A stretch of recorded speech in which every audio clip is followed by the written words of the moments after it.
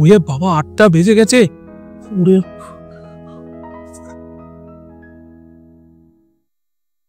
কি দাদাবাবু, আপনি কি অফিস যাচ্ছেন? আমি যে আপনার জন্য টিফিন করলাম, টিফিন করবেন না? না গো, আজকে আর টিফিন করার সময় নেই। আজকে অলরেডি অনেকটা লেট হয়ে গেছি। আজকে আমার বেরিয়ে যেতে হবে। তোমার ম্যাডাম কোথায়? দিদিমণি তো ছাদে গেছে জামা কাপড় মেলতে। ও ছাদে গেছে? তুমি একটা কাজ করো, তুমি ওকে বলে দিও আমার দেরি হয়ে গেছিল, তাই আমি বেরিয়ে গেছি। ঠিক আছে, আমি আসলাম, বলে দিও কিন্তু।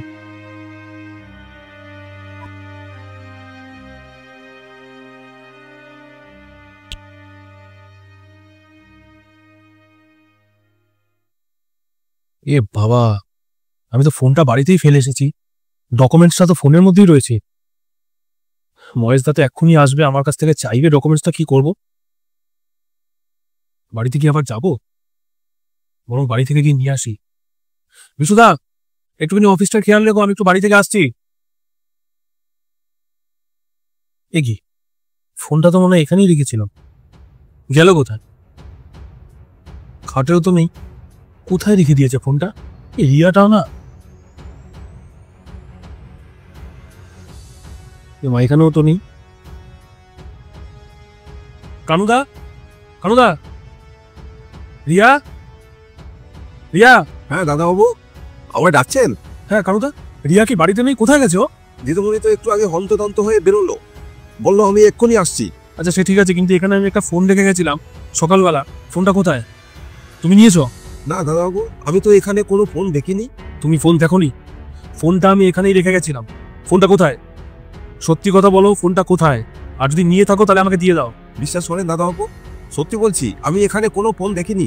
তুমি ভালো মতোই জানো যে ওটা একটা দামি ফোন, আর তুমি ওই ফোনটা চুরি করার সুযোগটা খুঁজছিলে। আজকে পেয়েছো, সঙ্গে সঙ্গে চুরি করে নিয়েছো না? ফোনটা দাও, ভালো চাও তো। আরে কি হলো? তুমি এত চিৎকার করছো কেন? আমি বাইরে থেকে তোমার চিৎকার শুনতে পাচ্ছি। কোথায় গেছিলে তুমি? বাড়ি খালি রেখে? বাড়ির জিনিসপত্র সব চুরি হয়ে যাচ্ছে।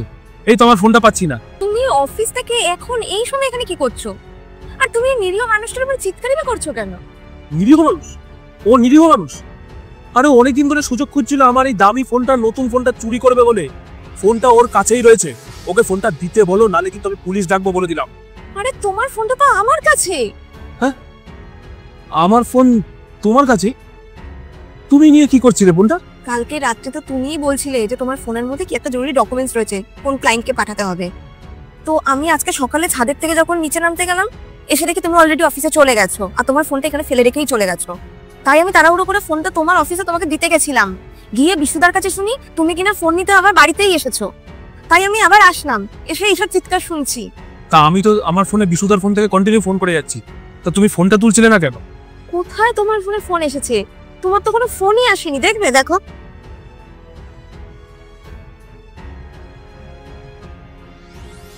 ফোন আসবেই বা কিভাবে? ফোনটাকে তো সাইলেন্ট করে রেখে দিয়েছো। ওহো, সকালবেলা তো আমি ফোনটাকে সাইলেন্ট করে রেখেছিলাম। না, ধরো তোমার ফোন। আর কানুদা এত বছর ধরে আমাদের বাড়িতে কাজ করছে, আর তুমি কিনা সেই কানুদাকে চোর অপবাদ দিচ্ছ। কানুদা, তুমি আমাকে ক্ষমা করে দাও। আসলে আমি আমার নিজের ভুলের জন্য তোমার মতন একটা ভালো মানুষকে চোর বানিয়ে আজকে অপমান করেছি। না না না দাদাবাবু, আপনি ক্ষমা চাইছেন কেন আমার কাছে? তবে একটা কথা বলবো আপনাকে, একটা ভাঙা জিনিস জোড়া লাগানো যায়, কিন্তু বিশ্বাস একবার ভেঙে গেলে সেটা আর জোড়া লাগানো যায় না। আপনার ফোনটা যদি আবার চুরি করার হতো, তাহলে অনেক আগেই আমি চুরি করে চলে যেতে পারতাম। আপনার ওই লাখ টাকার চাইতে আমার সম্মান আমার কাছে অনেক দামি। দেখুন দাদাবাবু, আমরা গরিব হতে পারি, কিন্তু আমরা চোর নই। বাড়িতে একটা গরিব মানুষ আছে বলেই তাদের উপরেই কি আঙ্গুলটা আগে তুলতে হবে? শোনো, তোমার এই 2টো টাকার থেকে না ওদের কাছে আত্মসম্মান বোধটা অনেক বেশি দামি, কারণ ওরা খেটে খাওয়া মানুষ।